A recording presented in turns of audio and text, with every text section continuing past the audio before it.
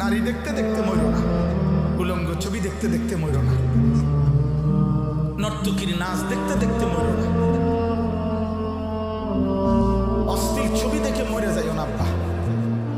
বেনামাজি এই জিন্দিগি নিয়ে সেজদাবিহীন কপাল নিয়ে আব্বা হাত জোড় করে বলি মরিস না বাপ। শহীদ শরীফ ওসমান হাদি রাহমাতুল্লাহ আলাইহি এই ইমানদার যুবক ফজরের মুসল্লি ছিল। সে প্রতিদিন ফজরের নামাজ পড়তো, 5 ওয়াক্ত নামাজ পড়তো। আল্লাহর প্রতি পাক্কা ঈমান, দেশ প্রেম তার পুরা কলিজার ভিতরে। ঈমানও ছিল শতভাগ। মাতৃভূমির আজাদি, স্বাধীনতা, সার্বভৌমত্ব, 1 ইঞ্চি জমিনের প্রতি আন্তরিকতা তার কলিজার ভিতরে শতভাগ ছিল। আর শাজিমের মালিক আল্লাহ বলছে ঈমান এবং দেশপ্রেম একটি যুবকের মধ্যে একসাথে থাকার কারণে সে চেয়েছে 500 মানুষের ভোট। এইবার 500 ভোট পাইলে সে বলছিল আমি খুশি হব, সন্তুষ্ট হব। আর শাজিমের মালিক বলে তোর ফজরের সেজদা, তোর ঈমানের দামে, দেশপ্রেমের মূল্যে আমি আল্লাহ 18 কোটি মানুষের চোখের পানি একসাথে ঝরায় দিলাম। আল্লাহ যেন বললেন যুবক আমি তোকে 18 কোটি মানুষের চোখের পানি ঝরায় দিলাম, আমি সবার সমর্থন দিয়ে দিলাম। কত হাফেজ, কত আলেম, কত মুফতি, কত মুহাদ্দিস, কত পীর, কত আউলিয়া, কত বুজুর্গ, কত 80 বছরের বৃদ্ধ বাবা মা, কত 4 বছরের বাচ্চা, কত মানুষ তার জন্য কেঁদেছে রে আব্বা। তুমি আরেকবার দেখো, আরেকবার দেখো কি কান্না তার জন্য কাঁদছে। আমি বলি আমার নৌজওয়ান বাঁচলে এমন বাঁচাই বাইচো, মরলে এমন মরাই। সোজাই নারী দেখতে দেখতে মরো না, উলঙ্গ ছবি দেখতে দেখতে মরো না, নর্তকীর নাচ দেখতে দেখতে মরো না, অস্থির ছবি দেখে মরে যাইও না আব্বা। বেনামাজি এই জিন্দিগি নিয়ে সেজদাবিহীন কপাল নিয়ে আব্বা হাত জোড় করে বলি মরিস না বাপ। পৃথিবী তোকে মনে রাখবে না, দুনিয়া তোকে মনে রাখবে না আব্বা।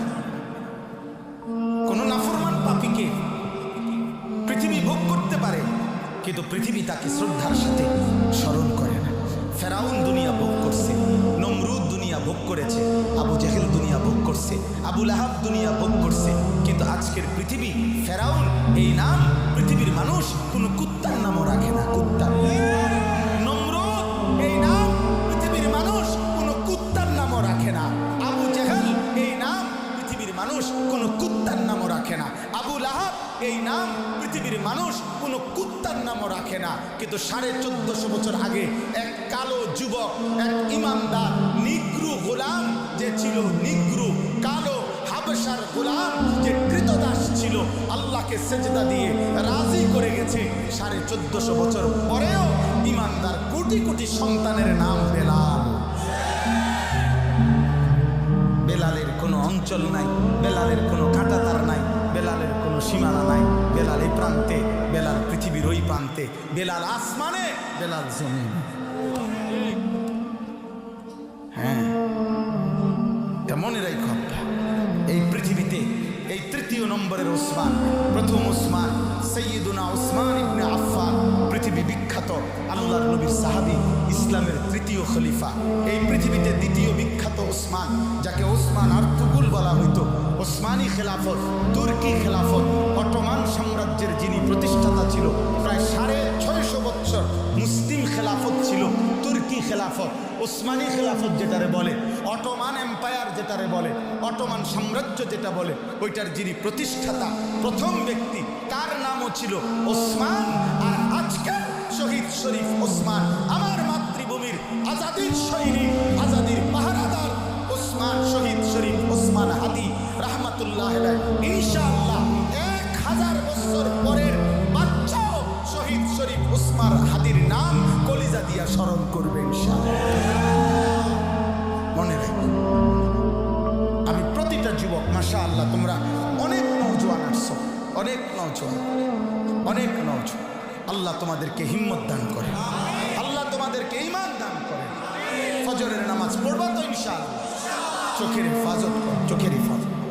নারী দেখো না, অস্থির ছবি দেখো না, উলঙ্গ দৃশ্য দেখো না। আল্লাহ যে চাহিদা দিছেন সে চাহিদা পূরণ করে দিবেন। খাবার চাহিদা যিনি দিছেন হালাল খাবার তিনি ব্যবস্থা রাখছেন, তৃষ্ণা যিনি দিছেন পানির ব্যবস্থা তিনি রাখছেন, লজ্জাস্থানের চাহিদা যিনি দিয়েছেন হালাল পবিত্র স্ত্রী তিনি যথাসময়েই পৌঁছে দেবেন। ওয়েট, তুমি অপেক্ষা অপেক্ষা অপেক্ষা কর। আর আপনারা যারা উপার্জন করেন, আপনারা যারা শ্রমজীবী মানুষ, আপনাদের কাছে বলি ভাই, এক সেট সোফা, একটা ডাইনিং টেবিল, 6টা চেয়ার, 2টা আলমারি, 4টা খাট, 2টা বাথরুম, নিচে কদ্দুর টাইলস, একখান ঘর, 4টা রুমের, এই কদ্দুর দুনিয়া সাজাইবার জন্য এত মিথ্যা, বাটপারি, সুদ, কিস্তি, হারাম, 2 নম্বরি, সিটারি উপার্জন করেন না। এই সোফা এক সেট বানাইতে এত মিশা কথা কন, কাঠ দুইয়ান বানাইতে এত মিথ্যা কথা কইতে হয় না, এত বাটফারি করার লাগে না। দুনিয়ার ভাত মাছ, এ দুনিয়ার সংসার কদ্দুর চালাইতে এত সিটারি করতে হয়। কি আর খাই আমরা দুনিয়া, পাঙ্গাস আর তেলাপিয়া আর কি, ফুলকপি, পাতাকপি, ক্ষীরা, টমাটো, ধন্যবাতা, কাঁচামরিচ, কক মুরগা, ফার্মের মুরগা, কোনোটার মধ্যে কোনো স্বাদ নাই, কোনোটার মধ্যেই কোনো স্বাদ নাই, সবটার মধ্যেই ফরমালিন, হাসিটাও ফরমালিন, কান্নাটাও ফরমালিন। অথচ জঙ্গলের বাঘ 30 বছর যদি খায় সব ফরমালিন মুক্ত। জঙ্গলের কোনো প্রাণীর খাবারের মধ্যে কোনো ফরমালিন আছে? বাঘের খাবারে কেউ ফরমালিন মিশাইতে পারবে?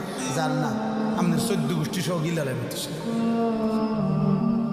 তাহলে দুনিয়া তো জানোয়ার আরো ভালো মতো। প্রাণীবিদ্যা গবেষকদের কথা হইল, একটা হাতি একদিনে 250 কেজি খাবার খায়, 90 লিটার পানি পান করে। একটি বন্য হাতি, একটি তিমি সাগরের নিচে কমপক্ষে 200 জন সামর্থ্যবান মানুষের সমপরিমাণ খাবার একবারে খায়, গবেষকদের কথা।